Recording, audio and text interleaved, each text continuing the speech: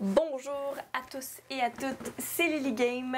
Aujourd'hui, je vais vous parler d'une nouvelle série que je viens de découvrir et que j'ai dévorée en quelques jours.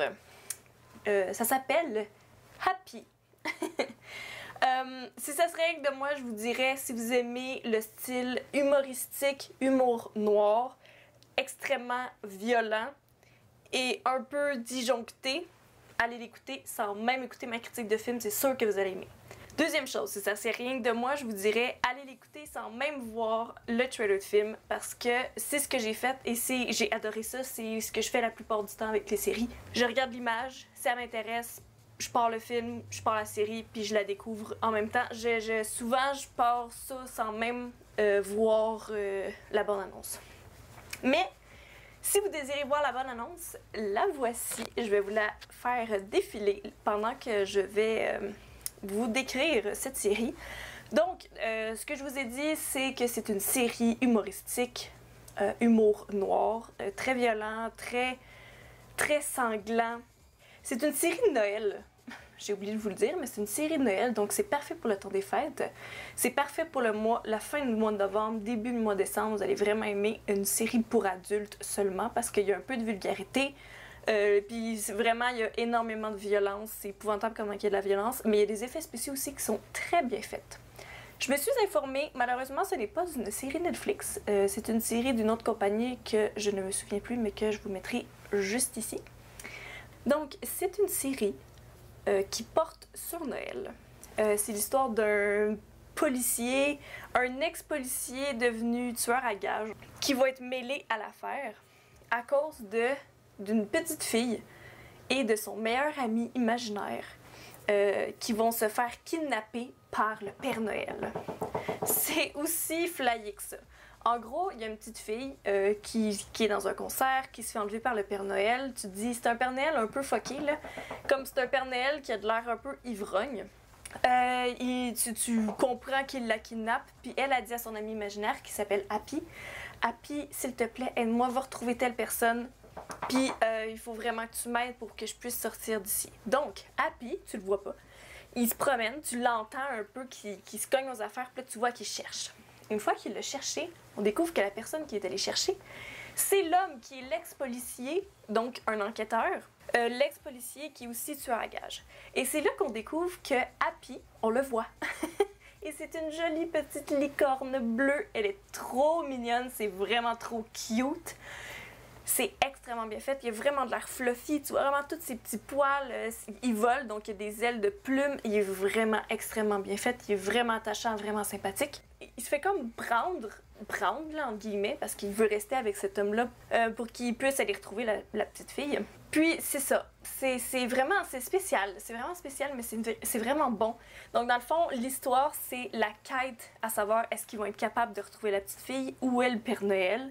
Tu sais, où c'est qu'ils se cachent, ils n'ont aucun indice à part que c'est un ami imaginaire qui est allé le voir pour lui dire « Allô, telle petite fille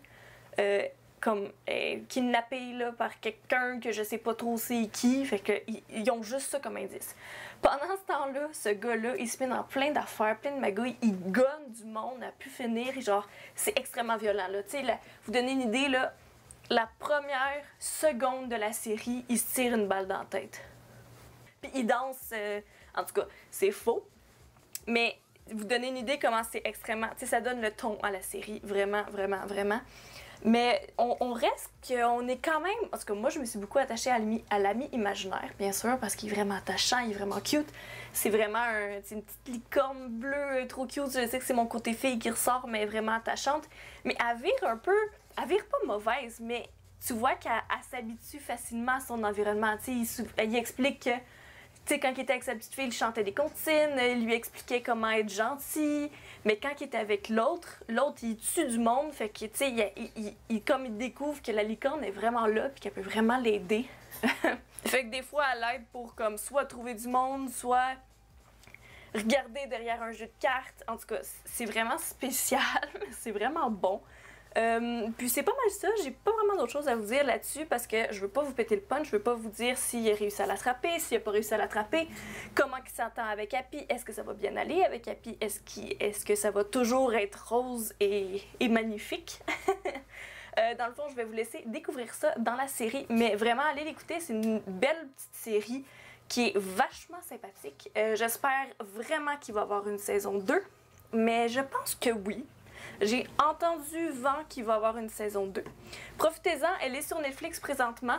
C'est Happy. Moi, j'ai jamais vu aucune annonce, rien de ça. En tout cas, sur Netflix, je l'ai jamais vu passer.